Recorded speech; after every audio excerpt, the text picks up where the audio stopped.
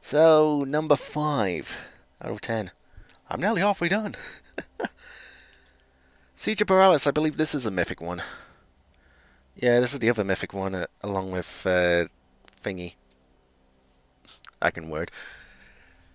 There are 2 mythic only dungeons. It is the Siege of Burrows and it is King's Rest, so these 2 are mythic only. So anyway, Siege of Burrows.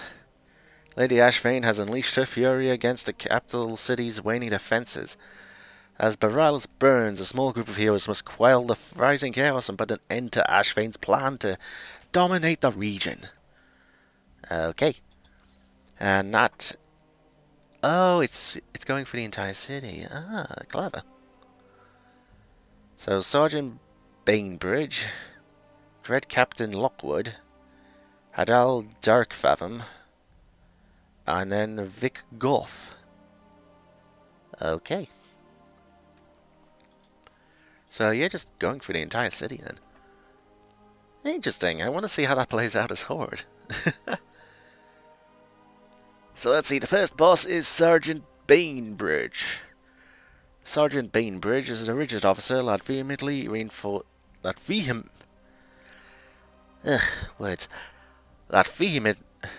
vehemently enforces his rule of iron, believing weakness should be punishable by death. Bainbridge is quick to send those who offend him to the noose.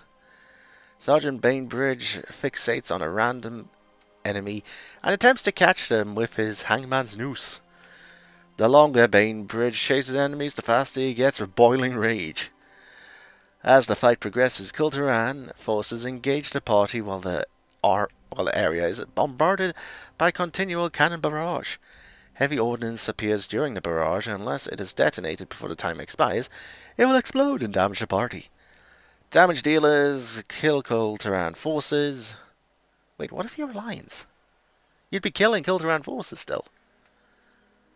When the target of Iron Gaze, run away, little girl, run away. Yeah, he's just a big fat guy in a suit of iron. Okay. I want to quickly check. Is it still that for Alliance? Mind you, I should probably read through the entire thing before I check, but I want to check.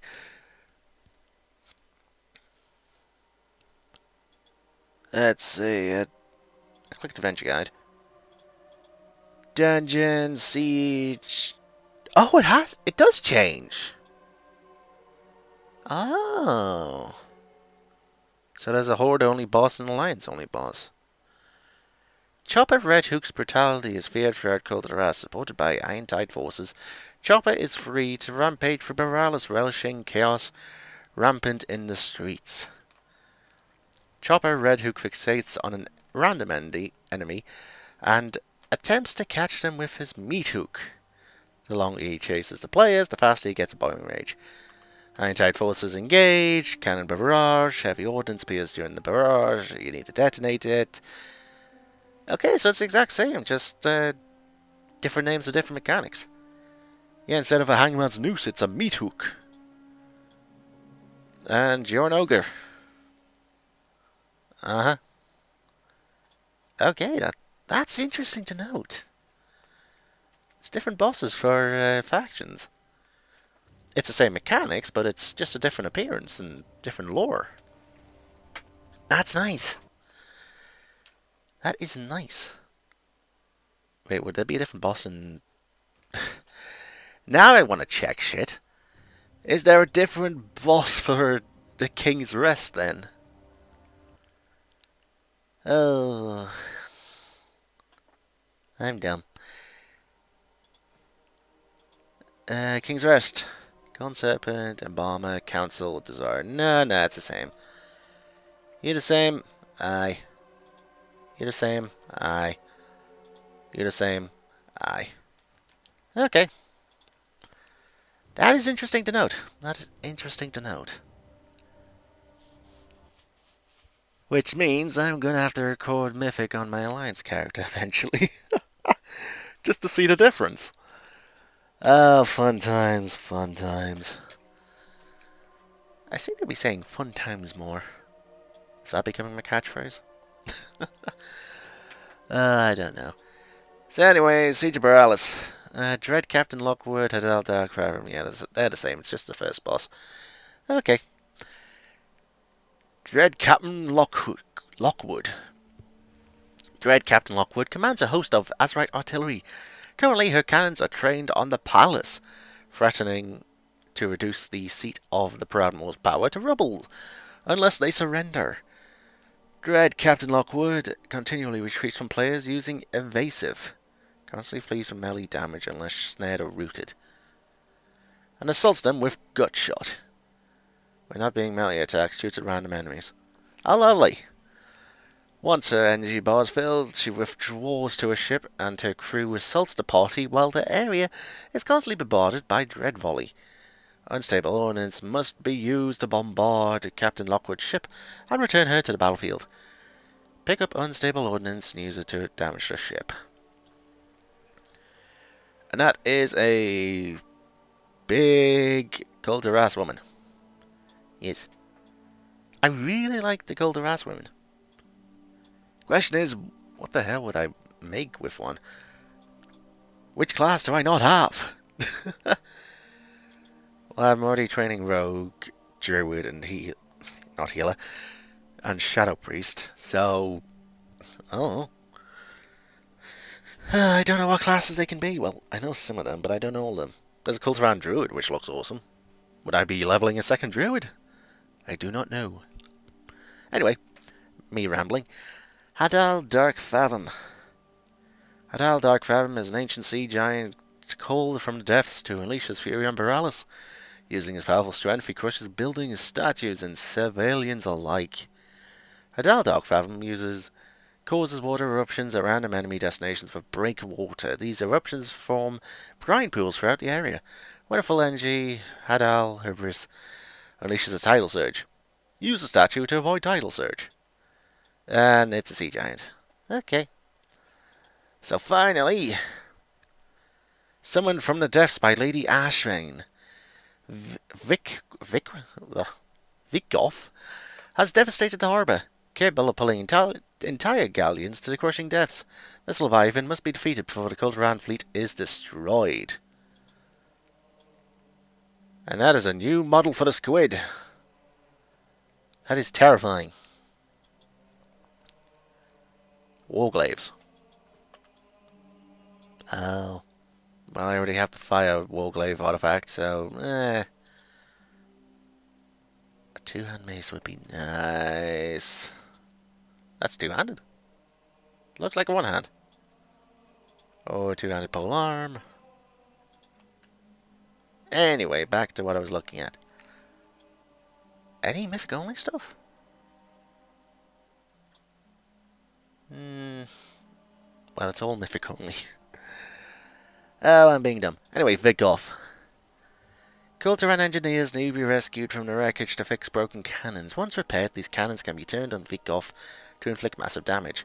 Viggoff uses Call of the Deep to assault the fight space and use his putrid waters to inflict damage to each members of the party. Defeat the gripping terror so it releases the engineer. Would Cultivan engineers be helping Horde players? I don't think they would. Yeah, that's a thing. Okay. So that's Siege of Borealis. So I'm halfway done. I haven't even touched the raid stuff yet. If I knew it was going to be like this, I would have split the map and raid thing into a different episode. Ah well. That's just me rambling, so... ah well. Number 6, the Temple of Cephalus. Centuries ago, Cephalus, a powerful snake clower, sacrificed herself to stop Mithrax from unleashing his master upon Azeroth. After the battle, her devoted followers transported her remains and built a temple around them, while they awaited her rebirth. Now a dark force stirs within the sacred temple that seeks to twist her powers towards nefarious ends. Any mythic only thing here? The pet. On the second boss. Okay. Okie dokie. And if I take a look at the map... wow, there's 2 exits. Or is there... No, there's 2 areas. Okay. So first boss, second boss, third boss, fourth boss. Okay. So let's see. Adaris and Aspix.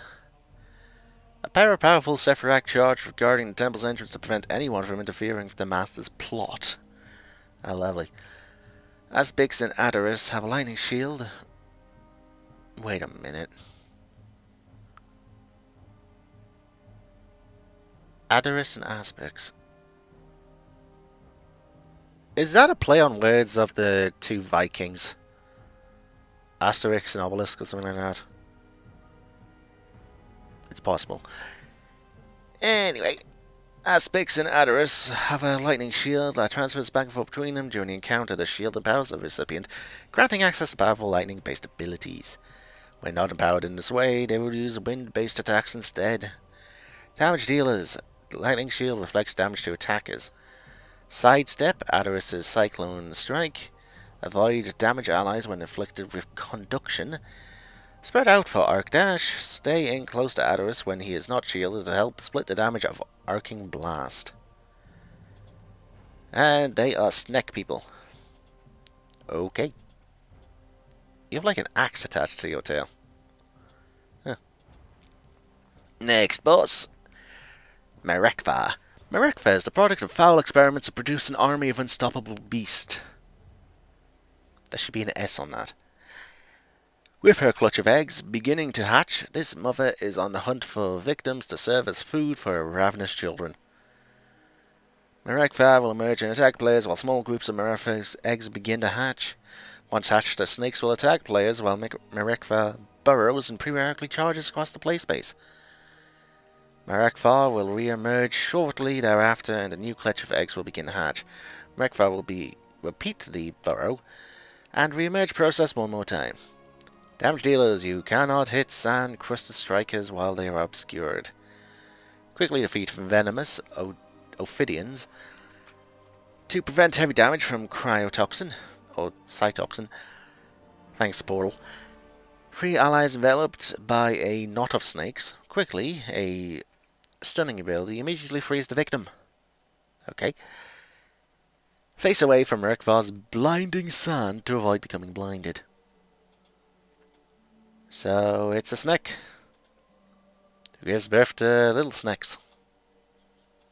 Okay. Next is Galvazd.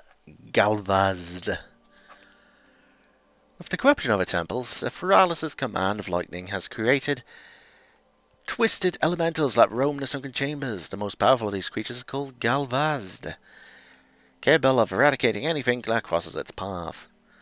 Energy cores form around playspace and attempt to energize Galvazd. Players can intervene to energize themselves instead, but will take more damage the longer they do so. Stand between Galvazd and any existing energy core to prevent Galvazd from getting galvanized. There you go. Players take more damage from galvanized the longer they stand in the beam. Galvazd cast Consume Charge at 100 energy, inflicting a lot of damage on heroic to all players. Consuming energy also grants Galvazd a stack of capacitance. No idea what that is. So, it's an earth elemental with, it's a wind elemental with earth parts and lightning. Okay. So finally, Avatar of Cephalus. The heart of Cephalus is in the grips of a terrible power that seeks to corrupt her. Her avatar must be restored before this evil takes root, and she is reborn as a Dark Lord, capable of destroying the whole of Vol'dun. Jack Rosette's allies will continually taint the avatar of Cephalus, thwarting your attempts to heal her. As the avatar is restored, the more and more of Jack Rosette's allies will join the fray, often causing toads to plague you. Dispatch the Heart Guardians and the Voodoo Hexes, then capitalize on your opportunity to heal the Avatar. The encounter is complete when Avatar is fully restored, so it is essentially the Green Dragon Fright from ACC. Yeah, damage dealers, Heart Guardians deal significantly more damage to your tank the longer they are alive. Hoodoo hexes decrease the amount of healing the Avatar Cephalus receives. Plague toads chase healers, inflict them with plague. The NG fragment spawned by a dying Heart Guardian is most useful when the Avatar Cephalus is free from taint. So you have to heal this snake lady. And protect her from trolls. And you have to kill them. And them. Okay. So, 4 more to go. And then I've got the bloody raids. Fun times. The Motherlode. This is Kazan. The Goblin starting zone. I want to see this real quick. I don't know if that's any different from what it used to be. I could go on a Goblin character and check. I could. This is gonna be a thing. Yeah, I want to see if there's a map difference, unless it's a different part of Kazan. I don't know. I do not know. So if any luck, my relocator will load quickly. Let's say Kazan. I was gonna say, I did go through here once. And Lost Isles. God, that was a fun place. We never went back to it. Yeah. So, Kajamine, KTC headquarters. Either Kazan's flipped or it's on the other side of the island. Yeah. Okay. Okay. So, back to the Paladin. That was kind of a pointless check. Oh, I would like to go back to Kazan at some point. Just the starter areas, you know? The monk got to go back to, or at least the Pandaren monks, got to go back to the Wandering Isle at level 100. Yeah, that was another whole thing now. Still. Anyway, the Motherlode. The Isle of Kazan, rent asunder by the eruption of Mount Kajaro, is now brimming with Azerite in the aftermath of Sargeras' assault on Azeroth. Seeking to make a fortune, and stake his claim to the title of Trade Prince, Mogul Razdonk has focused the venture company's efforts on weaponizing Azerite and selling it to the highest bidder. Yeah, that is a different place. Okay. Only one area. So you've got oil fields, you've got golden stuff, which I assume is Azerite, and I guess you start here. And go to Mogul? Oh. So let's see. Coin-operated crowd pummeler. Can I just see this real quick? That's essentially a reskin light Forged Warframe. Yeah. Interesting. So, anything from Mythic? Schematic Mecha Mogul. Oh! You get to make this mount, which is familiar, or looks like the Mimron's head. Oh, you get to make that. Mythic only loot. Yeah. Okie dokie. Hang on. Oh, it's the same model as the other one. Oh well. So anyway. The Motherlode. When goblins fight, the winner of the argument is the one with the deepest purse. Why? Because they can afford to pay the pummeler. The coin-operated crowd pummeler will use its foot bomb launcher to launch Azerite foot bombs near its players. Kicking the foot bombs back at the pummeler will inflict blazing Azerite. Question. I have about 1,000,000 gold. Will that be enough to pay you? There's gonna be an achievement associated with that, surely. Oh, I'm just making this episode longer and longer. I want to take a look. Defeat Mogul. And I'm in charge now. Pecking orders. Sweetie booty. Run like a man on fire. Forever shrine. Trust no one. No. Can I go to the bottom? Reward Mimi. Oh, I want to get the bloody pet. I really do. So let's see. Vic off. Motherload. Defeat the coin-operated crowd pummeler after defeating Lee the Bold. Okay. I was hoping that would be a thing. You could pay him more. I don't know. Okay. Avoid the players... Avoid the damage from timed detonation by kicking the Azerite foot bombs back at the pummeler. Avoid the pummeler's shocking claw. And as the pummeler. That'd be good as a mount. Yeah. Ah well. Azeroth. Goblins drilling for Azerite have disturbed a powerful earth spirit, Azeroth, who is taking physical form to exact vengeance. Revengeance. What is he riding? Azeroth's Earth Rager allies are dangerous if left uncontrolled and can inflict heavy damage even to the sturdiest foes.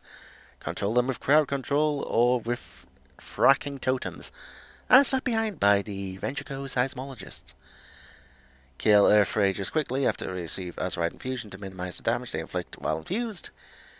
One from Earth Gazes that target you with Raging Gaze and snare them if possible.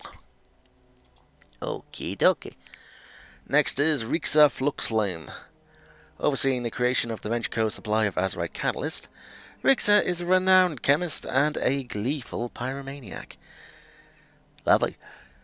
Rixa Fluxflame will spray Azerite Catalyst at players, which will leave behind patches of the toxic substance. Rixa will push patches of Azerite Catalyst away from her when she targets players with Propellant Blast. Be mindful of where Rixa places her Azerite Catalyst. Avoid being pummeled into Azerite Catalyst by Rixa's Propellant Blast. I never looked at Azeroth, did I? Nah, he's an Earth Elemental with Azerite parts. Okay. And Rixa Fluxflame is a goblin. So finally, Mogul Razdunk. Never able to ascend to Trade Prince, Mogul Razdunk is certain that becoming the world's foremost Azerite Baron will bring him fame and fortune beyond his station. Mogul Razdunk's Azerite-powered war machine can attack players at ground level with guns as well as from the air with a powerful drill.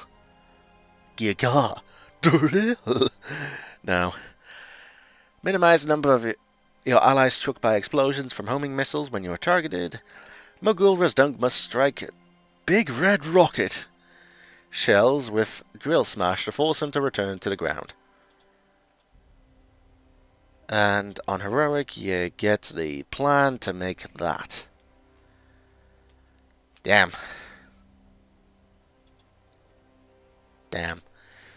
I need an engineer. Yeah, an engineer to go through Mythic. Good luck with that. So let's see, number 8 out of 10. The Underrot.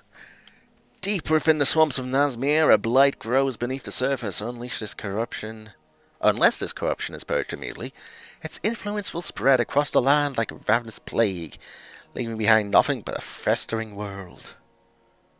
Huh. And Mythic drops a mount. The Underrot Crag Harness. Okay. So first is Elder Liaxa. A devout worshipper of Gohun, Elder Liaxa seeks to further the spread of rot through ritualistic blood sacrifices. Elder Liaxa corrupts players with Taint of Gohun. Whenever her abilities inflict damage, with the power of the Blood God, she can split into several blood effigies that mirror her abilities. Avoid creeping rot as it moves. Quickly damage the blood effigies created by Blood Mirror.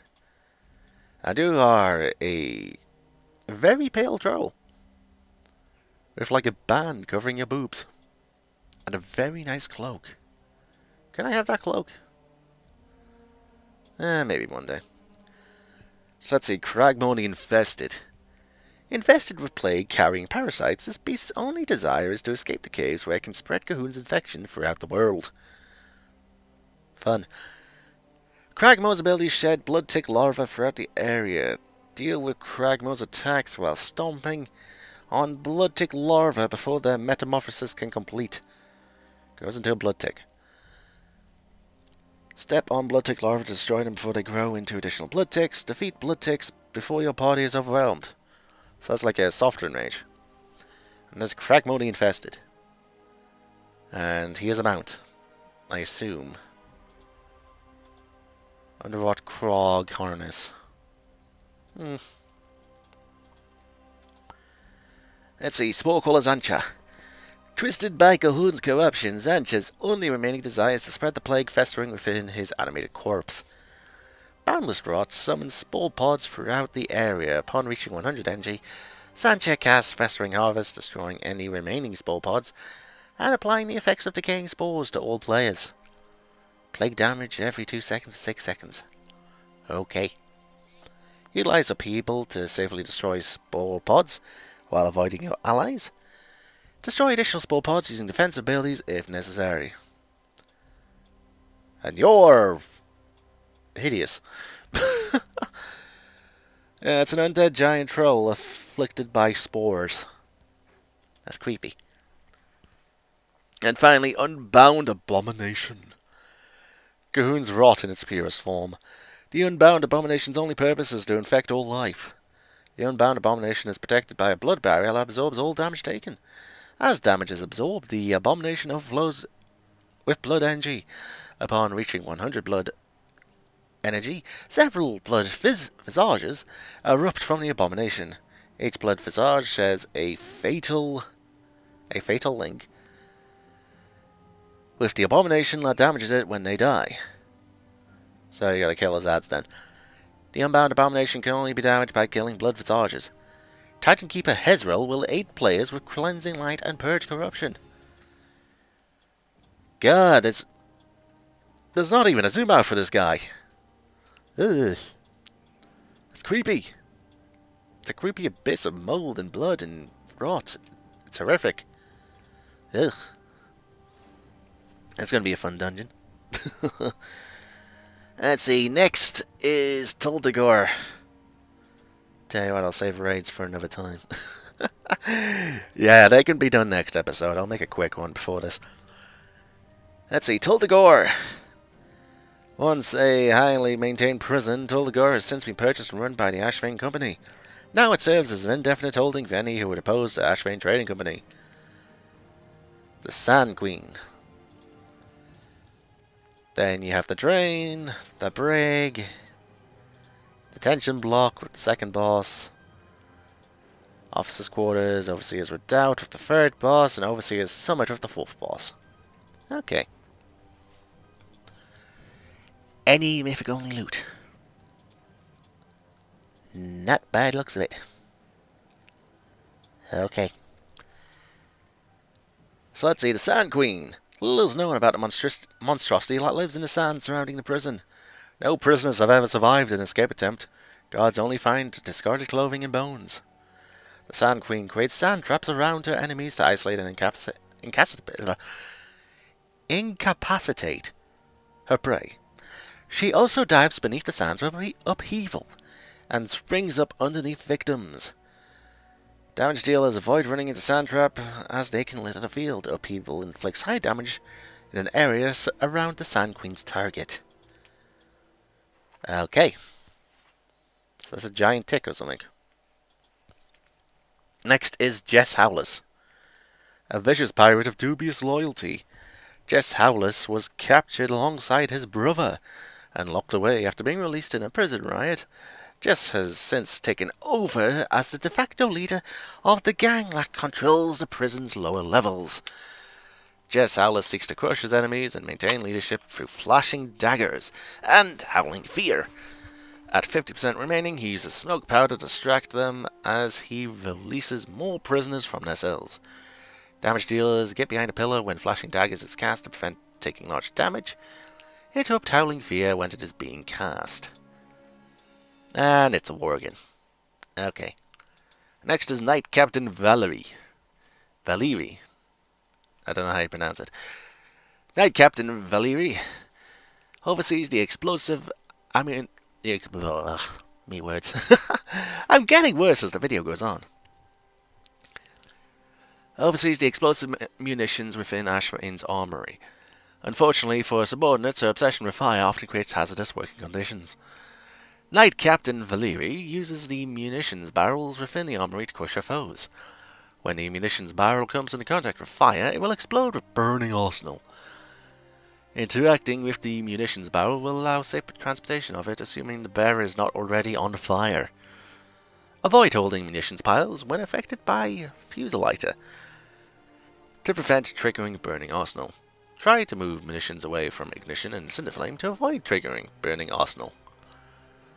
If any barrel of munitions comes into contact with fire, it will explode after 6 seconds, dealing 50,000 damage to all targets within 20 yards. And that's a lady. Okay, that's a human lady. So finally we have Overseer Corvis. Warden to Taldagur, Overseer Corvis maintains the mighty island prison. His love of Azeroth is widely known, even going so far as to infuse it into his bullets, and test the results on his prisoners. Damn. Overseer Corvis attacks players with several of his gun abilities. Periodically, he will load Azeroth rounds Incendiary and Azeroth rounds Blast into his guns for different effects. Try not to be struck by multiple applications of Azeroth rounds Incendiary, as the burning effects will stack. Every 2 seconds for 8 seconds, okay. Deadeye inflicts high damage to the first player in line, causing them to take additional damage from subsequent Deadeye shots.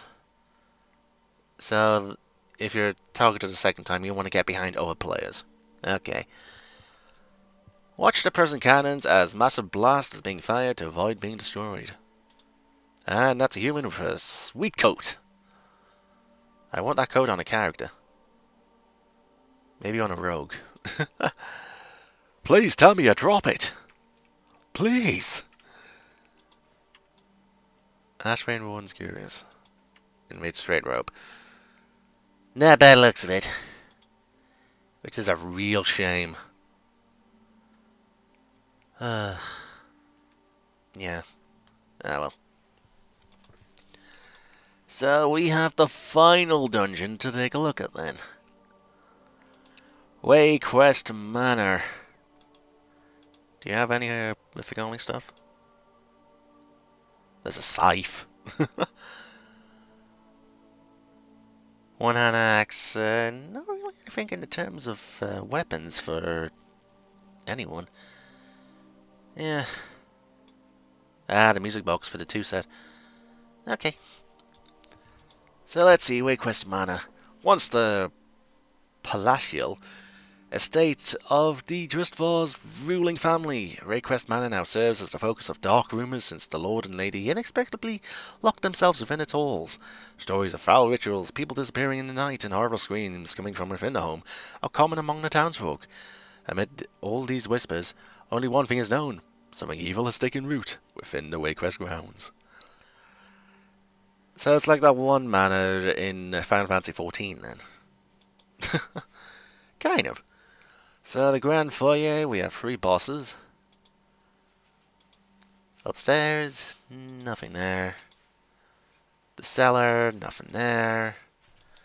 The catacombs is a boss. And if I can get the scaring off my dog. Oh, he's being silly. And the rupture is where the final boss is. Okay. So let's see, first boss in the order of the adventure guide is Heartsbane Triad. Among the first to give themselves over to the Heartsbane, these siblings have each mastered their own specialized form of magic.